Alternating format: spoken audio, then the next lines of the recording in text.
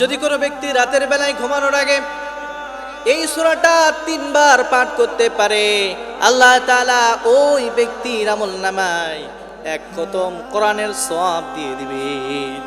আলী রাদিয়াল্লাহু তাআলা আনহুকে একবার নবীজি বললেন, শোনো আলী, তুমি কি রাতের বেলায় ঘুমানোর আগে 1 খতম কোরআন পড়ে ঘুমাতে চাও? তিনি বললেন, হ্যাঁ অবশ্যই, আমি 1 খতম কোরআনের সওয়াব নিয়ে এরপরে ঘুমাতে চাই। তিনি তখন বললেন, আলী শোনো, যদি তুমি রাতের বেলায় ঘুমানোর আগে 1 খতম কোরআন পড়ে ঘুমাতে চাও, তুমি তাহলে সূরা ইখলাস 3 বার পাঠ করে এরপরে ঘুমাতে যাবা।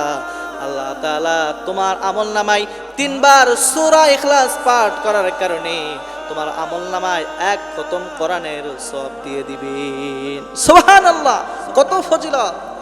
সুতরাং আপনার আমারও রাতের বেলায় যদি আমিও এই সূরা ইখলাস মাত্র ছোট্ট একটা সূরা যদি পাঠ করে ঘুমাতে পারি, ইনশাআল্লাহ তাআলা আল্লাহ তাআলা আপনার আমার আমলনামায়ও 1 খতম কোরআনের সওয়াব দিয়ে দিবেন।